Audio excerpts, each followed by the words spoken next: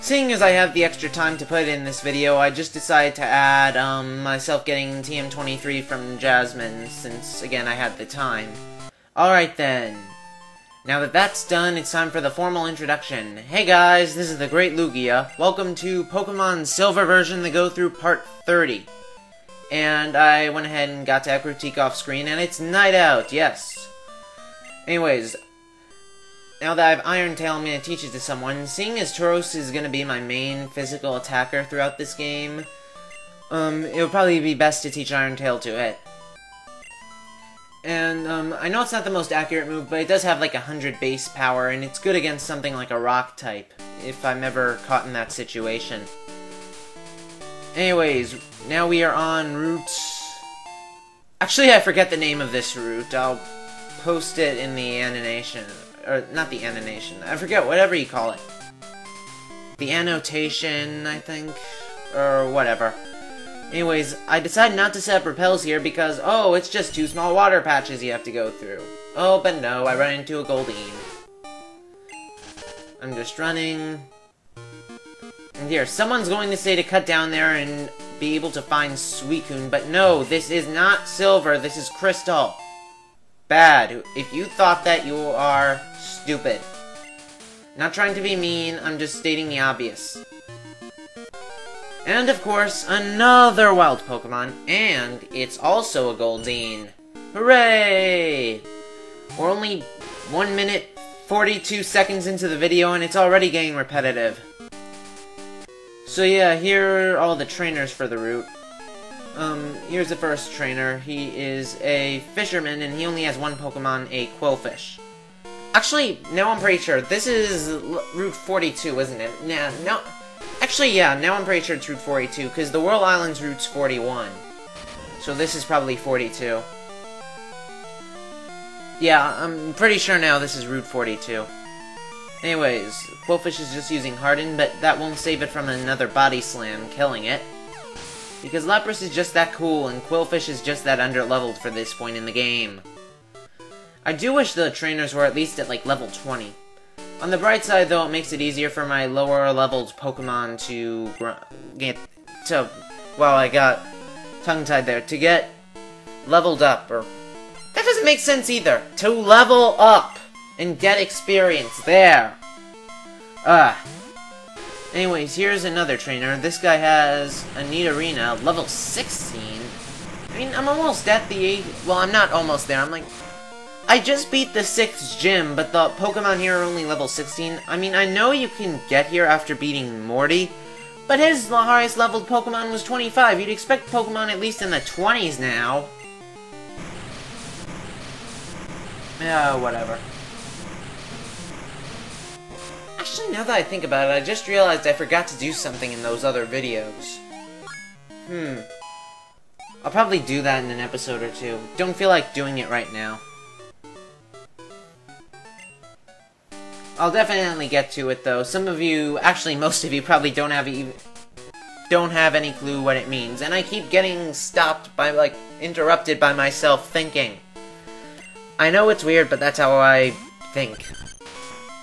Anyways, here's a hiker. He's the last trainer. He has a level 14 Diglett. Wow, level 14! And I have 6 badges. Wow. Johto was kind of sad at how low-leveled the trainers were. Again, I do kind of wish they just blocked off this area until you beat Jasmine. That way they could make the trainers here a lot tougher. You know, like, in the...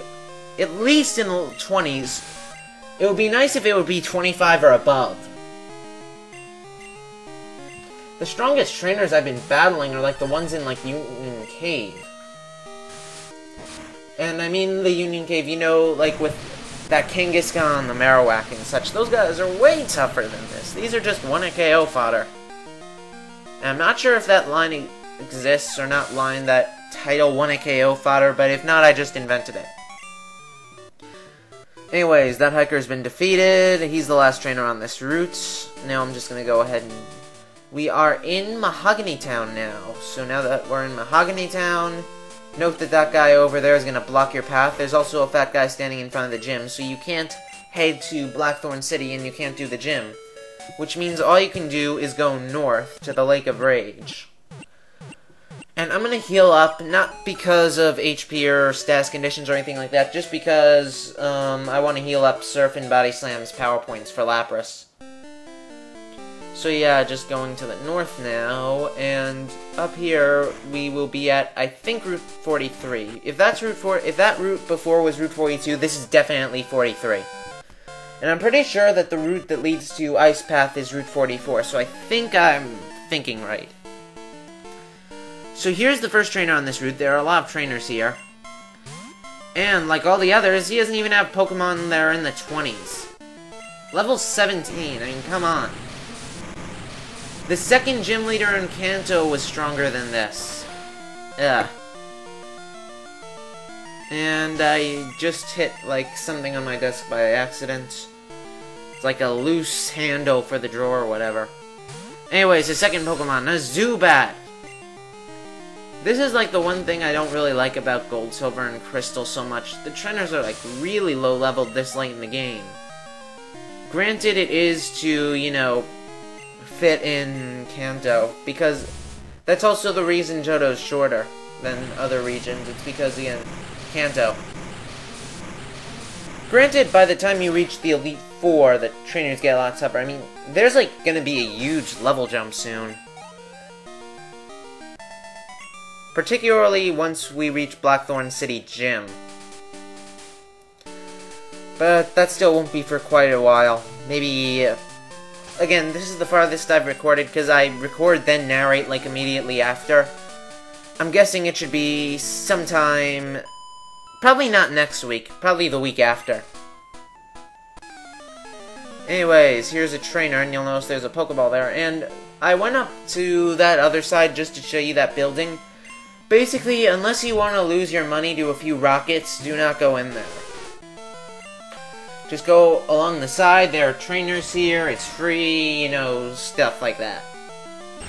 Anyways, I'm just body slamming like a Clefairy, because I'm not quite sure if Surf will KO. It sings and misses things. Oh my god, what is with me right now? Maybe it's from narrating 4 videos in one day. Yeah, in case you're wondering, I've narrated episodes 27 through 30 today, and I might record the next one and narrate that. Like, I've recorded and narrated 4 episodes in one day, which is pretty rare for me. And yes, I'm narrating this on Saturday, the 26th. Anyways, here's a Pokemaniac, and he has a Lickitung. Lickitung are cool. Licky, though, are just Lickitung after they got fat. Anyways, Surf should be a 2 KO, because I'm pretty sure Lickitung have decent HP. And yes, it is, and it goes for Stomp, which does nothing, of course. And just gonna Body Slam it, and Lickitung goes down. Get some experience, you know the drill. He was defeated, and he says Darlings, even though he only has 1 Pokemon, which really doesn't make much sense. Either that or he actually did say Darlings and I wasn't paying close enough attention, even though my eyes were right on the screen. Anyways, that was a Max Ether or Max Elixir. Alright, there I wasn't looking at the screen. Max Ether or Max Elixir, I'm not sure which of those two. Either way, it's really useful. And there are 2 trainers here, each one only has 1 Pokemon. I'd say they're decent Pokemon all around, but again, horribly underleveled. Level 19 Slowbro. If I recall correctly, Slowpoke can't even evolve until in the 30s. Oh, whatever. I'm just gonna have Lapras go for Body Slam, and it's actually a 3 KO, which is a bit of a surprise. I mean, I know Slowbro have large defense, but Lapras is like 7 levels higher.